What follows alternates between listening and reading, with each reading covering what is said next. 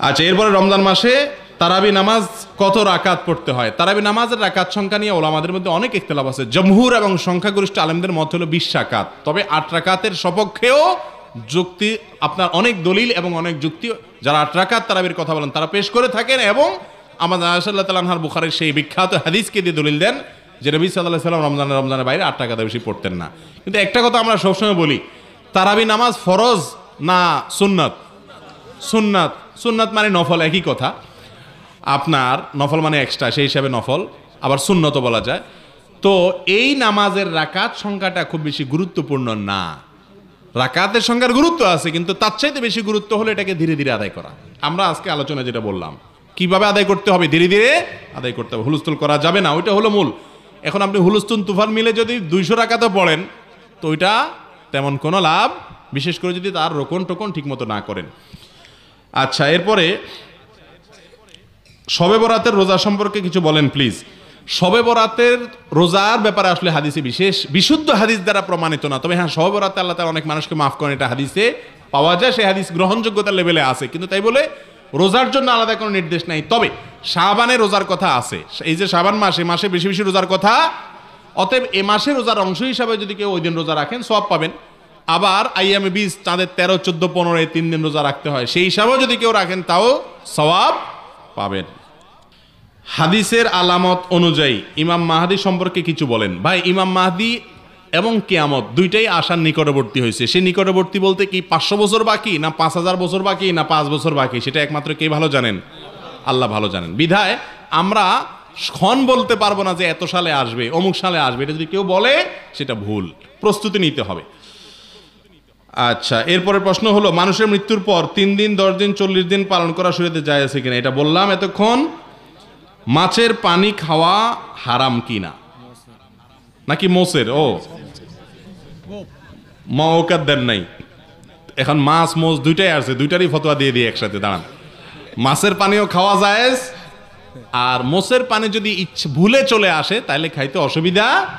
আমার দেশে মানুষ মনে করে যে আপনার মোচের পানি খাইলে গুনাহ হয়ে যায়, মোচ ধোয়া পানি খাইলে। এরকম কোনো কথা নাই যেটা খাইলে গুনাহ হয়ে যায়।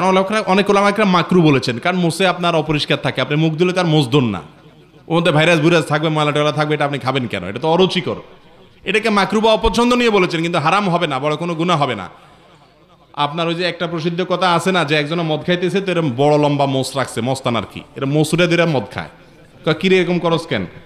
কয় কারণ মোচ লাগে গেলে হারাম হয়ে যাবে, মাকরু হয়ে যাব। খাইতেছে কি হারাম। এই জন্য কি খাইতেছেন সেটা হলো মেইন, কিভাবে খাইতেছেন এটা এত গুরুত্বপূর্ণ। হালাল খানা যদি খান মোচে লাগা যায়, অসুবিধা নাই। আর যদি হারাম খানা খান মোচে না লাগলেও অসুবিধা আছে, মোচে লাগলে এটা কোনো বড় কোনো অসুবিধা নাই। সুদের কারবার সম্পর্কে এক ভাই বলেছেন যে আপনাদের এলাকাগুলোতে বা বিভিন্ন এলাকাতে এখন সুদের কারবার আছে।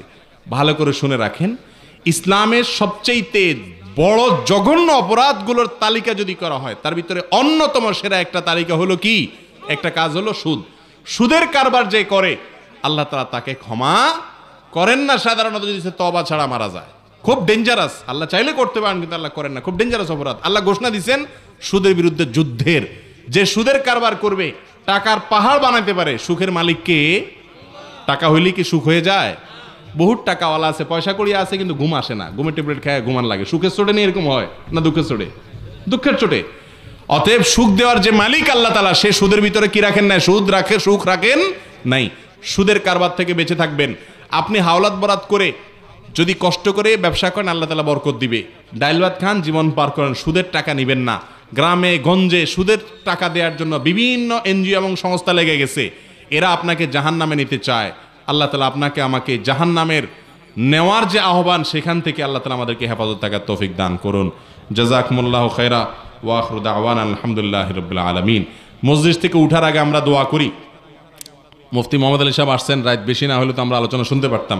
দোয়া পড়ি, সুবহানাল্লাহি ওয়া বিহামদিহি, সুবহানাকাল্লাহুম্মা ওয়া বিহামদিকা, আশহাদু আল্লা ইলাহা ইল্লা আনতা, আস্তাগফিরুকা ওয়া আতুবু ইলাইক।